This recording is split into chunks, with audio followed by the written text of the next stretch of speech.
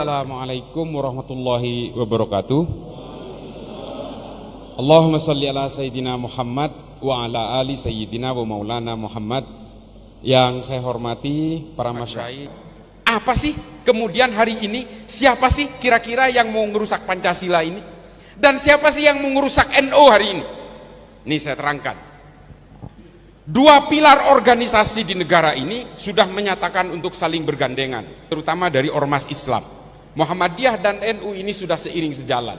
Dua-duanya sudah mengakui, Asobiyah ini sudah diakui, Pancasila sudah diakui sebagai falsafah dasar negara.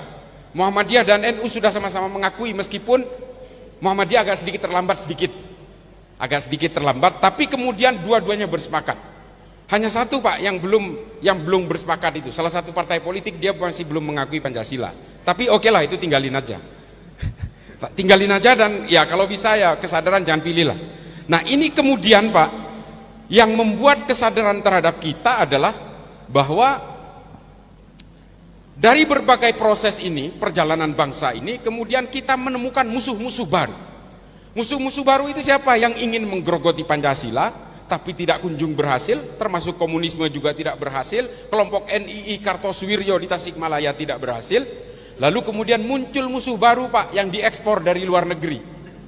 Yang pertama adalah Ikhwanul Muslimin yang berbasis di Mesir. Ini nama pemimpinnya Hasan al-Banna. Hasan al-Banna ini adalah Ahlussunnah wal Jamaah Pak. Tapi kemudian dibelokkan oleh Said Qutb dan Muhammad Qutb, kemudian berubah menggunakan konsep-konsep dari ajaran Muhammad bin Abdul Wahab. Nanti saya bahas. Kemudian yang kedua adalah Hizbut Tahrir. Ini gerakan politik yang berasal dari Palestina, yang kemudian hari ini berusaha meracuni anak-anak muda kita dan kita semua. Yang ketiga adalah kelompok Wahabi. Ini jelas-jelas dari Arab Saudi. Nah ini yang kemudian menjadi tiga pokok utama yang harus kita lawan, karena tiga-tiganya ingin menumbangkan Pancasila. Dan tiga-tiganya ingin menumbangkan NU dan Muhammadiyah, karena NU dan Muhammadiyah dianggap sebagai penopang utama keberlangsungan Pancasila. Ini tiga paket ini Pak, tiga musuh dan tiga paket inilah kemudian yang berusaha ditumbangkan barengan. Jadi mohon maaf kalau di NU sekarang muncul faksi-faksi yang mengatasnamakan NU garis inilah, garis miring, garis putus-putus lah. Nah ini kan sebenarnya upaya pemecah belahan itu. Termasuk di Muhammadiyah juga ada faksi-faksi meskipun nggak kelihatan. Nah ini adalah upaya memecah belah, sebenarnya targetnya adalah Pancasila Pak. Tapi jalur pantulnya itu kalau main karambol itu ngebannya lewat NU dan Muhammadiyah. Makanya jangan sampai NU dan Muhammadiyah ini terhasut lalu kemudian rontok perlahan hingga lama-lama negara ini tumbang perlahan juga. Ini nggak boleh Pak, harus kita perkuat. Teman-teman dari para ulama dari Muhammadiyah perkuat, teman-teman dari NU perkuat Pak, karena ini udah kesepakatan bersama. Al-Asobiyah ini Piagam Madinahnya sudah fix, kita setujui bersama. Negara Indonesia ini kan negara nggak masuk akal Pak, benar-benar nggak masuk akal. 17.000 pulau, coba bayangin, 17.000 pulau, 800 suku, 800 bahasa kurang lebih, ada puluhan agama beserta aliran-alirannya, tapi masih tetap berhimpun menjadi satu negara. Nggak masuk akal Pak. Arab Pak, Arab, sukunya sama, bahasanya sama, agamanya bisa dibilang sama, karena Kristennya cuma 4%. Nggak ada agama lain kecuali Kristen dan Islam. Islamnya itu 96%. Sama semua Pak. Tapi coba lihat, ada Kuwait, Oman, Bahrain, Yaman, Saudi, Yordania. Ini negara perintil-perintil, kecil-kecil negaranya. Kenapa? Meskipun satu suku, satu bahasa, satu agama, mereka nggak bisa bersatu Pak. Nah makanya Pancasila ini, negara Indonesia ini kalau ada di Arab mungkin udah pecah menjadi 25 negara Pak. Tapi kita kan enggak, sampai sekarang masih bisa bersatu. Timor Leste itu lepas karena kita salah caplok Pak. Karena itu sebenarnya jalan Portugis, kita memaksakan untuk mendapatkan Timor Leste, tapi sebenarnya tidak didukung oleh perjanjian masa lalu. Makanya akhirnya ya lepas saja. Tapi kalau KKB Papua ya harus bertahan Kak, karena itu adalah warisan dari kolonial Belanda yang seharusnya memang masuk ke wilayah Indonesia. Cuma hari ini kan bajingan semua yang ada di sana itu, nggak paham sejarah. Nah ini kemudian yang harus kita pahami adalah bahwa kemudian kelompok-kelompok yang tiga ini berusaha menggembosi kita semua Pak, memecah belah kita. NU juga jangan tenang-tenang Pak, di dalam itu ngobok-ngobok Pak. Kelompok Ikhwanul Muslimin ini yang paling bahaya. Ikhwanul Muslimin ini ubudiahnya sama, mereka maulidan juga, tahlilan juga, ziarah kubur juga. Kalau ada yang meninggal dibacain talqin juga. Sama Pak, tapi tujuannya tetap khilafah Pak. Tujuannya tetap khilafah mereka itu. Itu bedanya dengan NU. NU nggak punya tujuan politik Pak. Tujuan politik NU dan Muhammadiyah ini kan tetap menegakkan NKRI dan Pancasila. Udah sesederhana itu aja tujuannya. Tapi kalau yang lain ingin menumbangkan negara ini dikuasai, lalu kemudian semua dihomogenkan paksa. Sama Pak, Hizbut Tahrir juga. Padahal kalau mau debat soal khilafah, saya layani 7 hari 7 malam nggak pakai makan, ayo. Kita mau bongkar secara historis. Saya selalu menyuarakan tantangan ini, tapi nggak ada yang mau debat sama saya. Saya nggak merasa pinter, nggak merasa hebat, tapi mari kita permainkan literatur yang disediakan oleh Islam. Islam menyediakan semua literatur tentang khilafah itu. Ini sistem politik biasa Pak. Kelompok-kelompok penggarong Pancasila ini kan selalu ingin membawakan referensi masa lalu sebagai sistem yang paling ideal hari ini. Itu kan teknik lama Pak dalam politik. Ini kan kemudian yang meluluh lantakkan berbagai kehidupan beragama kita ini kan tujuan politik Bu. Ini politik semua ini. Makanya saya paling anti sama politisasi agama ini. Orang Islam, orang Hindu, orang Kristen, orang Katolik silahkan berpolitik Pak, silahkan. Orang Islam juga harus berpolitik untuk mengawal supaya produk-produk politik tidak keluar dari maqasidus syariah. Harus Pak. Tapi jangan jadikan agama ini sebagai kendaraan untuk mencapai kekuasaan. Karena kata Ibnu Rus, kalau ada penguasa yang menggunakan agama sebagai kendaraan menuju kekuasaannya, kelak kejahatan-kejahatannya pun akan dibenarkan dengan menggunakan dalil agama. Ini Ibnu Rus. Dan akhirnya banyak praktek seperti itu. Banyak Pak yang mengatakan saya partai Islam, saya akan memperjuangkan Islam, sayalah Islam, pilih saya. Setelah berkuasa korupsi juga Pak. Ada itu, gak usah disebut lah. Nah ini kan adalah anomali-anomali dan penipuan-penipuan atas nama agama yang membajak kesalehan, membajak simbol-simbol agama. Makanya saya paling anti dengan partai baru yang akan berkampanye di masjid, mengatakan masjid adalah tempat jihad politik. Karena dulu Nabi menggunakan strategi perang dan berbagai anjuran politik itu di masjid katanya. Beda Pak. Zaman Kanjeng Nabi itu menggunakan masjid, merumuskan strategi perang itu untuk melawan musuh bersama. Musuh kalian dan musuh saya sama, mari kita lawan sama-sama. Kalau hari ini kan enggak Pak.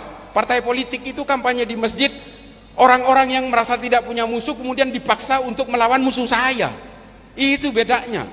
Para ulama ketika melawan penjajah Belanda juga menyuarakan berbagai ijtihad politiknya dari masjid, karena musuhnya musuh bersama, namanya penjajah Belanda. Itu musuh kita. Tapi kalau hari ini enggak, kalangan muslimin semua, mari kita lawan semua musuh saya. Kan musuhnya dia doang Pak. Hanya musuhnya dia yang disuruh lawan dan mengajak kita. Nah inilah penyimpangan itu. Dan mereka yang suka berkampanye di masjid, saya nggak mau nyebutin capres lah, semuanya juga kok. Semuanya sama itu. Saya memang nggak ada lah. Udahlah pokoknya gini, sayangilah agama ini, jangan kemudian dijadikan kendaraan-kendaraan politik. Karena suatu saat mereka juga memiliki kejahatan. Kita kan manusia biasa Pak. Nah kemudian orang-orang yang memaksakan untuk mengatakan oh masjid harus punya jihad politik, ya lihatlah sejarah lah bagaimana Khalifah Umar bin Abdul Aziz sampai mengeluarkan ketetapan bahwa khotib Jumat harus membawakan surat An-Nahl ayat 90 di bagian akhirnya. Nah ini kan di masjid kita sampai dilakukan sampai hari ini. Itu kenapa? Karena dulu Pak, masjid itu tempat caci maki.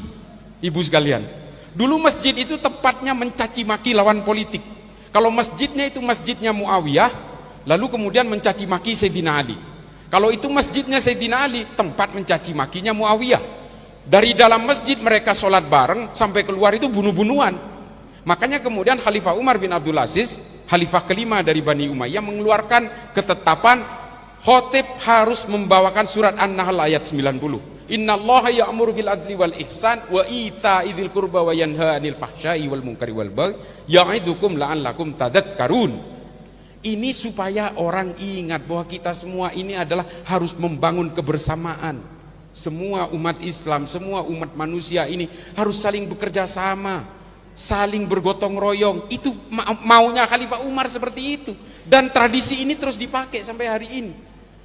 Nah ini mereka ini nggak tahu sejarah itu, bahwa berpolitik di dalam masjid untuk kepentingan kekuasaannya nggak boleh. Kalau menyuarakan kita, misalnya kita diserbu oleh tentara musuh misalnya, oh silahkan Pak, galang kekuatan masjid. Kalau perlu kita bagi-bagi senjata di masjid, nggak apa-apa. Kalau memang negara kita diserbu oleh orang lain. Lah ini kan urusan bilik suara Pak, hanya urusan coblos mencoblos ini, cuma 1-2 detik, tapi kemudian kita dibohongi 5 tahun ke depan, kan kita juga nggak ikhlas Pak. Nah ini yang harus kita sadari, bahwa Bapak Ibu sekalian, kita ini sudah terlalu lama diporak-porandakan oleh kekuatan-kekuatan politik, hanya untuk kepentingan-kepentingan elit politik. Jadi Bapak Ibu sekalian yang hari ini terjun ke dalam dunia politik, cukuplah tugas sampean itu untuk mengawal produk-produk politik tidak keluar dari maqasidus syariah. Teman-teman yang Hindu, yang Buddha juga demikian, kawal Pak, supaya masing-masing pemeluk agama ini tidak dirugikan. Politik agama dan politik identitas itu nggak salah Pak, dan nggak bisa dihindari. Nggak bisa dihindari. Ini demokrasi. Demokrasi itu bahasa Inggrisnya based on electoral system, berdasarkan kepentingan sistem elektoral. Kalau sampean dari Pronojiwo ingin jadi caleg, maka sampean harus mewakili kepentingan rakyat Pronojiwo.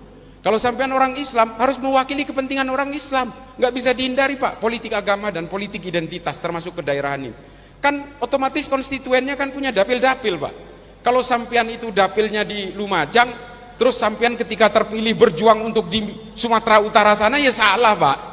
Salah itu. Makanya sampean harus berjuang untuk kepentingan konstituen dari tempat di mana dapil Anda itu memilih. Ini nggak bisa dihindari. Yang tidak boleh dilakukan itu adalah politisasi agama, politisasi identitas. Karena saya ini Islam, yang nggak milih saya bukan Islam. Nah ini Pak, offset ini. Nggak boleh kayak begitu. Apalagi misalnya dihubung-hubungkan dengan rumah ibadah dan sebagainya. Kalau saya dipilih, Islam akan jaya. Ada hadis yang mengatakan dalam setiap 100 tahun akan lahir seorang mujaddid. Maka pilihlah saya, karena sayalah mujaddidnya. Nah ini kan udah berkembang nih, membawa-bawa hadis gitu kan. Nanti 2024 itu adalah 100 tahun tumbangnya khilafah. Nah inilah kebangkitan khilafah ini, persis 1 abad. Nah kan gitu.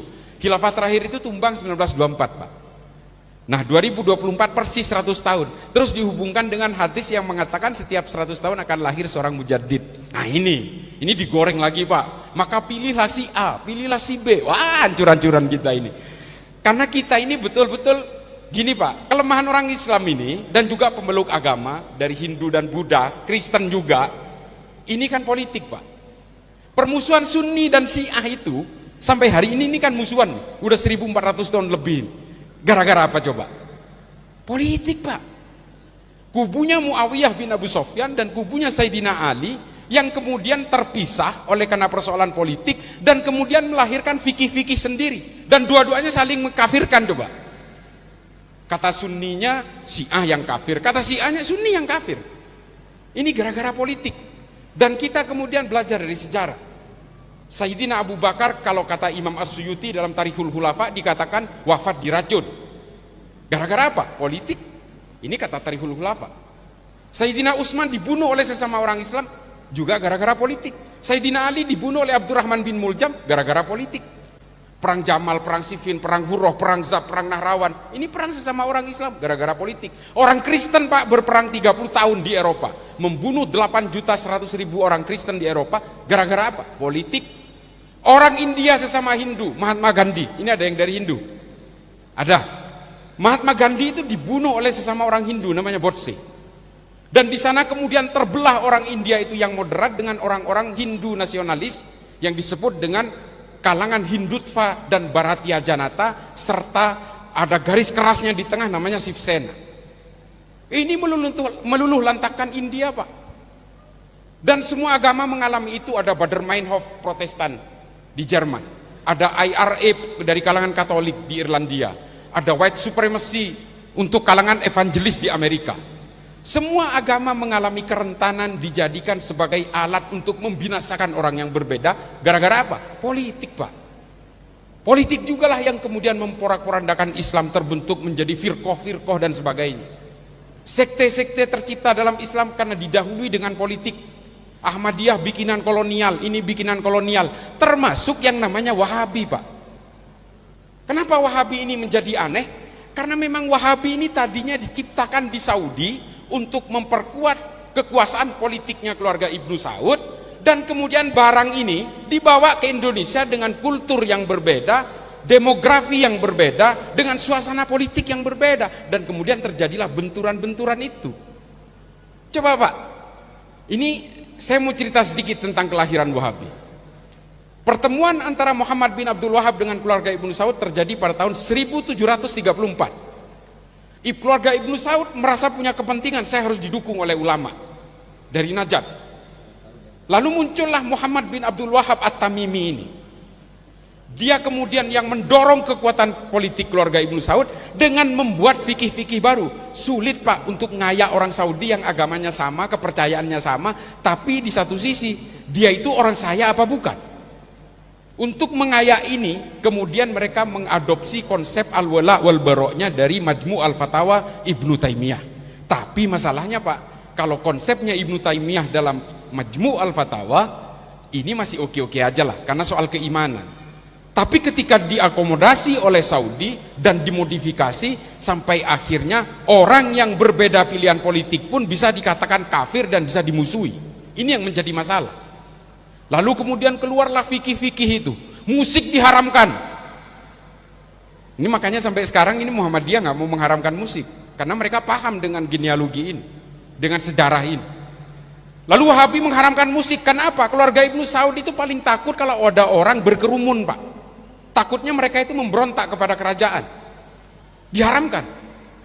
Mengapa ziarah kubur kemudian diharamkan? Dan mengapa situs-situs Kanjeng Nabi hampir dihancurkan semua? Karena memang keluarga Ibnu Saud tidak mau orang Saudi ini punya ikatan masa lalu dengan leluhurnya. Mereka maunya itu semua mengidolakan keluarga Ibnu Saud. Makanya ziarah kubur juga dibatasi. Lalu kemudian maulidan. Oh, maulidan apalagi? Makamnya Kanjeng Nabi aja hampir dihancurkan. Untung komite Hijaz ulama dari Indonesia menghalangi itu. Kalau enggak habis itu raudhah itu. Nah, mengapa mereka kemudian ingin menghapus semua situs-situs itu? Mereka memang mengatakan punya dasar supaya tidak musyrik. Tapi sebenarnya apa? Orang Saudi pada saat itu dibutuhkan jangan mencintai orang lain dulu, yang penting mencintai keluarga Ibnu Saud dulu. Karena ada musuhnya Pak waktu itu. Musuhnya itu keluarga Ibnu Rashidin dari Ha'il, seorang dzurriyyah Nabi. Makanya mereka juga mengharamkan penghormatan terhadap dzurriyyah Nabi, orang-orang Wahabi dari keluarga Ibnu Rashid yang ada di Ha'il. Makanya diharamkan. Jadi apapun fikih-fikih yang dilahirkan oleh Wahabi ini sebenarnya dijahit sesuai dengan kebutuhan tubuhnya keluarga Ibnu Saud. Hari ini kemudian Saudi berubah menyadari itu semua. Kata Muhammad bin Salman di dalam salah satu TV mengatakan, kalau pemerintah Saudi bertahan dengan ajaran Wahabi ini, maka kita akan menjadi bangsa paling primitif di dunia. Makanya hari ini ibu-ibu sekalian, kalau pergi ke Saudi di luar Haramain, pakai hijab itu nggak wajib Bu. Kalau di Indonesia kan sampean masih noleh-noleh, nggak enak sama temen. Di sana buka nggak apa-apa Bu. Nah, ini bukan berarti ini benar atau salah, bukan. Tapi artinya pemerintah kerajaan Arab Saudi sudah menyadari masa lalunya yang terlalu diatur oleh aturan-aturan yang ketat itu. Makanya banyak orang Saudi yang kabur dari Saudi malah tidak percaya kepada adanya Allah. Mereka kemudian menjadi orang-orang kafir, yang justru bukan kafir pindah agama, tapi kafir tidak percaya adanya Allah. Banyak Pak produknya orang Saudi itu. Rana Ahmad, Rahaf Al-Kunun, Dina Ali Sahnun, Ajla, Aiwa, dan masih ribuan lainnya. Orang Saudi yang kemudian tidak mau mengakui adanya Allah, memilih kabur, karena kalau tidak percaya kepada Allah di Saudi itu dipancung Pak. Makanya kabur ke Jerman, Kanada, Ukraina, ke Australia, ada yang di Singapura nyangsang di sana. Mereka lebih memilih tidak percaya Tuhan dan kabur dari Saudi. Ini adalah efek ajaran-ajaran Wahabi yang memberikan agama seolah-olah agama ini menakutkan, menggambarkan Allah itu sebagai benda yang sangat intimidatif dan sangat kejam. hingga akhirnya mereka menolak generasi sekarang ini. Oleh karena itu Muhammad bin Salman kemudian banyak membuat keputusan-keputusan perempuan kalau naik haji atau keluar rumah tidak perlu pakai mahram. Nah ini sekarang ibu-ibu yang mau umroh atau mau haji ini nggak wajib mahram, kan aturan dari pemerintah kerajaan. Nah kalau dulu kan harus cari mahram, ini enggak. Orang Saudi keluar negeri juga nggak perlu pakai didampingi mahram, hanya cukup izin saja cukup. Perempuan Saudi hari ini banyak yang jadi supir Grab, banyak. Nah ini yang kemudian disadari oleh mereka. Masalahnya Pak, ketika kepalanya ini sudah mulai sadar dengan beberapa kesalahan, ekornya yang ada di Indonesia ini makin jadi Pak. Nah inilah yang melahirkan teroris-teroris itu. Saya ulangi, kelompok Wahabi inilah yang melahirkan teroris-teroris yang ditangkap oleh Densus 88 ini. Kalau ada yang nggak percaya, yang bicara adalah tenaga ahlinya Densus Pak. Kalau masih nggak percaya juga, saya bawa ke penjara, ngobrol sendiri sama terorisnya. Setiap teroris yang ditangkap, saya bicara langsung dengan mereka Pak. Mereka yang mengaku sebagai penganut ini. Dari 2151 per hari ini yang ditangkap Densus, dari tahun 2000 sampai 2023, 2151. Hanya 6 orang yang bukan Wahabi Pak. Makanya saya katakan di beberapa podcast, orang Wahabi ini, yang teroris yang berbasis Wahabi ini yang ditangkap oleh Densus itu 99,99%. Karena hanya 6 yang bukan Pak. Yang satu Katolik, namanya Fernando. Dia pelaku peledakan bom Sumarekon Serpong. Dia ingin minta duit berupa Bitcoin ke pemilik mall. Dia ledakkan mallnya. Namanya Fernando, Katolik Pak. Terus ada yang Protestan Pak, namanya John Sondang Siagian. Dia ingin membakar pos polisi Jatiwarna di Bekasi. Karena dia terpapar oleh ajaran kiri namanya anarkisme. Kelompoknya namanya anarko-sindikalisme. 2. Yang 4 siapa? Anggota FPI. Kelompok Hussein Hasni CS. Karena mereka ingin membuat bom rakitan di Condet dan Bekasi, karena mereka ingin meledakkan beberapa titik di Jakarta, karena mereka tidak terima HTI dibubarkan. Ini hanya 6 Pak dari 2151. 2145-nya semua Wahabi. Semua. Ini ada anggota saya, bukan anggota saya, ini anggota Densus. Dia tahu persis. Mereka yang ditangkap ini sama Pak dengan kelompok-kelompok Wahabi.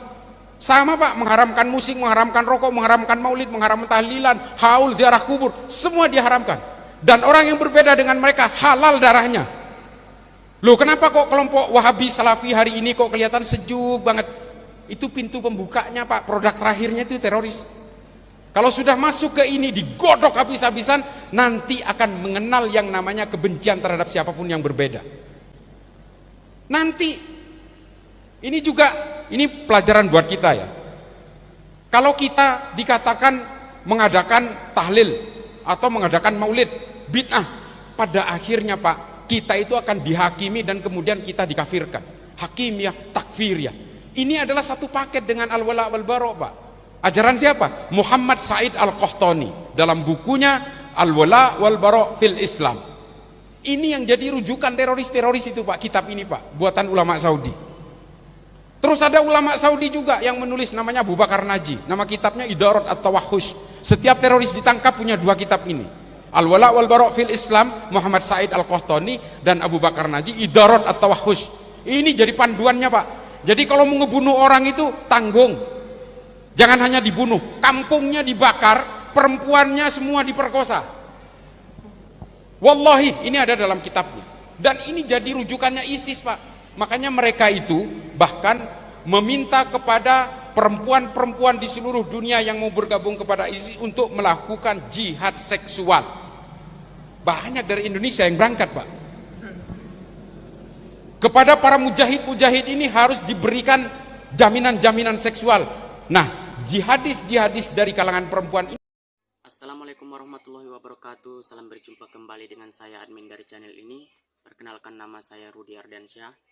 Dalam kesempatan kali ini kita akan membahas salah satu polemik yang masih hangat diperbincangkan, yakni mengenai polemik nasab Ba'alawi dan tesis yang disampaikan oleh Kiai Haji Maduddin Usman Al-Bantani atau Kiai Imad. Perdebatan mengenai nasab bukanlah persoalan baru. Sejak dahulu ilmu nasab menjadi salah satu cabang tersendiri mengenai keilmuan yang memiliki metode tersendiri.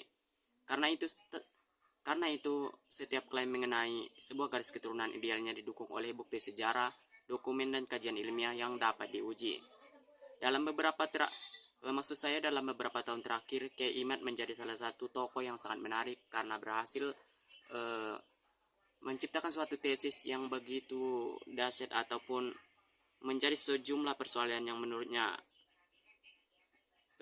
menjadi sumber-sumber sejarah dan metode penelitian yang sangat-sangat luar biasa, di mana beliau bahkan memiliki bukti-bukti kuat yang membuktikan bahwa para Habib Ba'alawi itu bukanlah keturunan Nabi Muhammad SAW.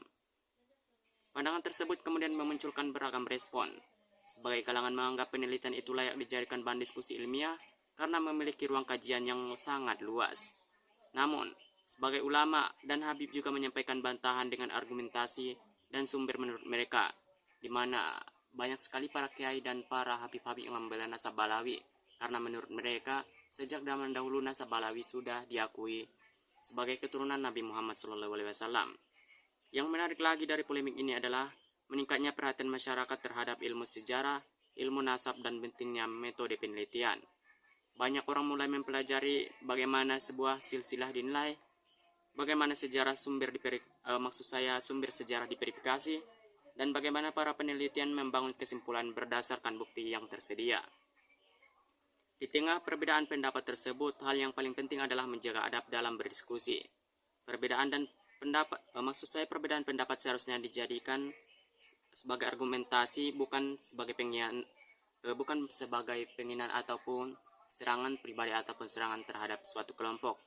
Pada akhirnya penilaian terhadap berbagai peneliti dalam polemik ini berada di tangan para peneliti, ulama dan masyarakat yang menjadi seluruh argumentasi secara menyeluruh.